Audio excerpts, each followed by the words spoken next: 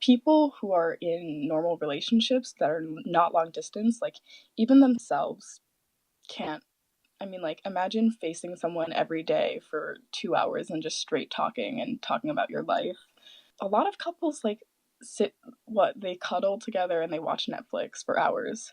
They have another source of entertainment. But when you're looking at someone on a phone for 2 hours, like, you are their source of entertainment and they are your source.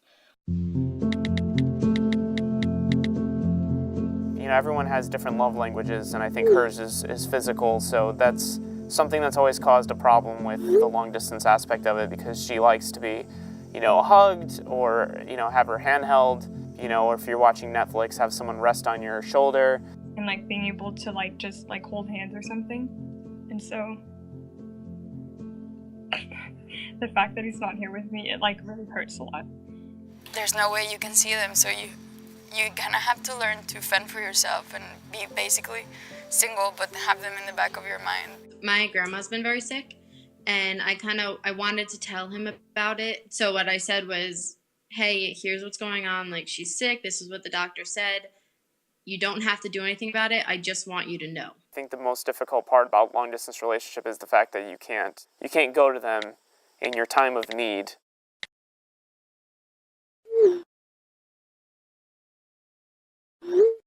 My boyfriend goes to Chicago while I attend Boston University.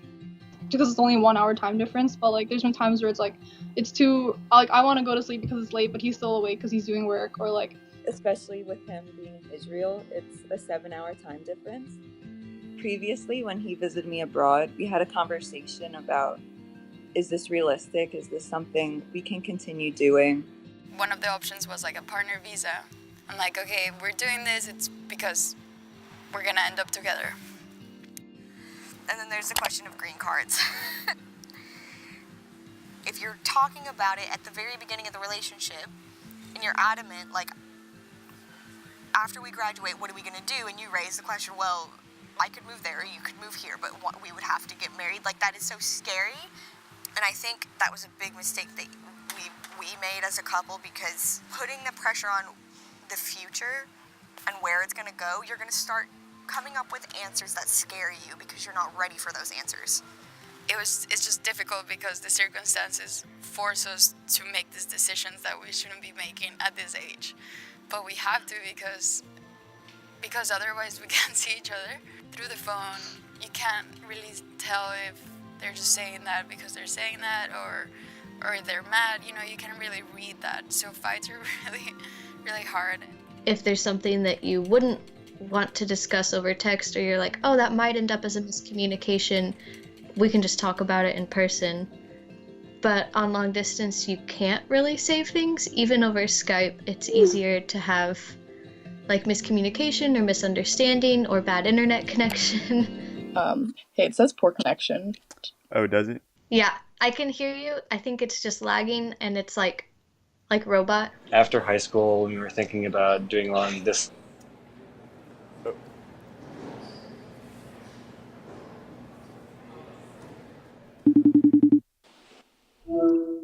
Okay, is this better? Yep. Okay. What was I saying? So being in the military and trying to have a dating life, it's definitely really hard. We're getting ready to deploy in a couple months. The other person has to be understanding about, hey, I'm not going to be there. I'm not going to be able to talk. If you have one person who's very closed off, it makes it even harder, because now you're trying to work to figure out what's wrong with the other person, if something's bothering them or not. So it's really important for the person who's upset or needs to get something off their chest to just say it, Long distance has kind of shown me how to cut through the BS and not make the love of my life try and guess how I'm feeling.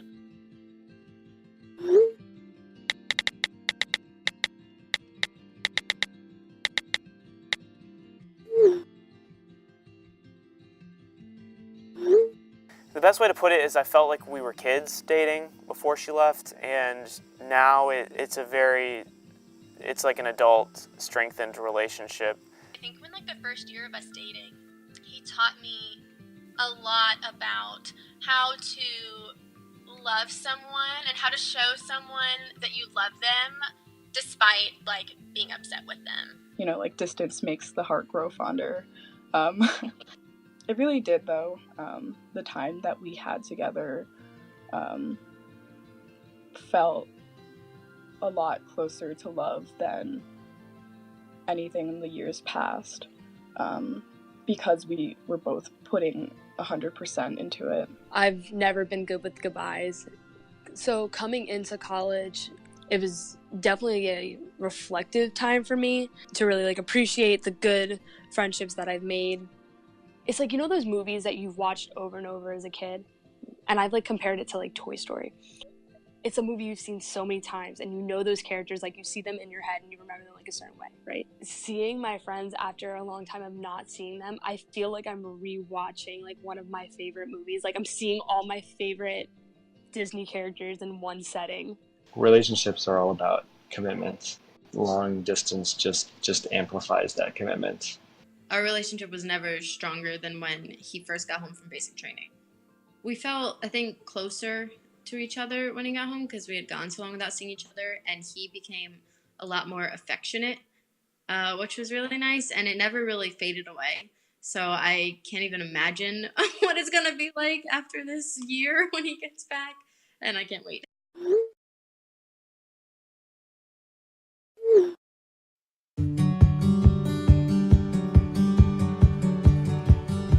Ultimately, our relationships can't be built upon technology, right? They have to be interpersonal.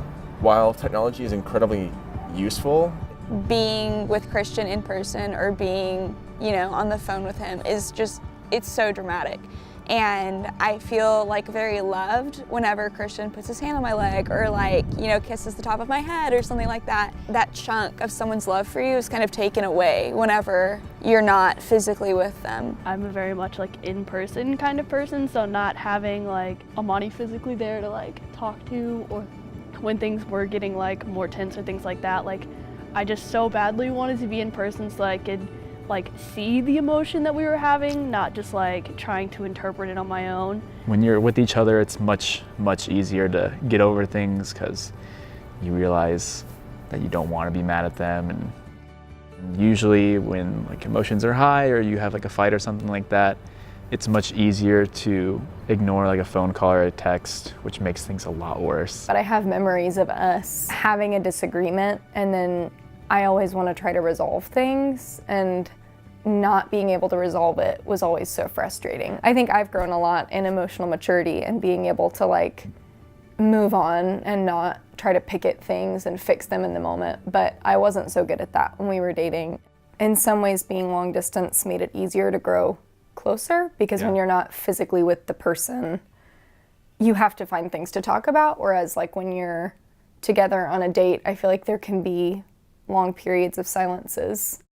So in the initial stages of our relationship, I was living in Austin. She was living in Denton. And so it's a 3.5 hour drive, something like that. I did drive up to Denton. We actually went to Fort Worth for our first date and went to the zoo.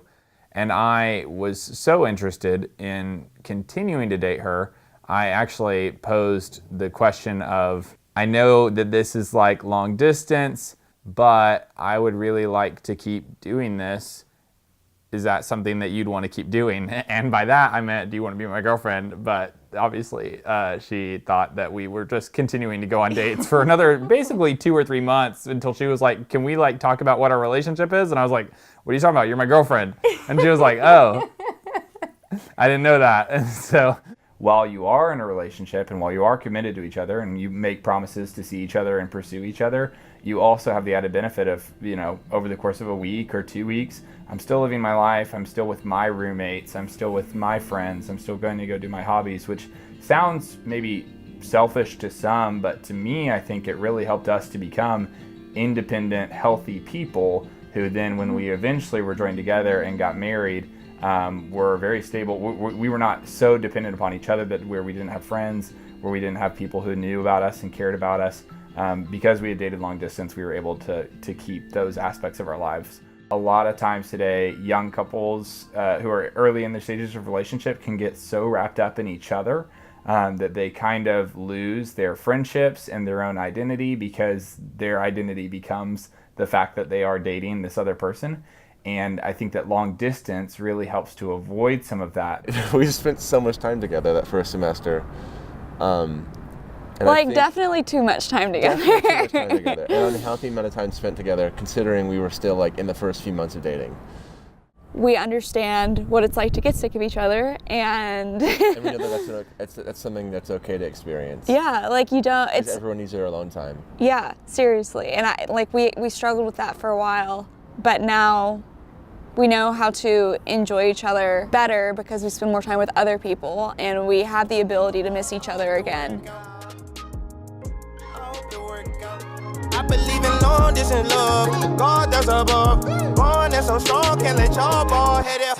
Y'all in a rush, you all in a rush. We all gon' meet up in the upper room. If I run into him, I'll be running to him. We could rerun the show, we could re-bump into him.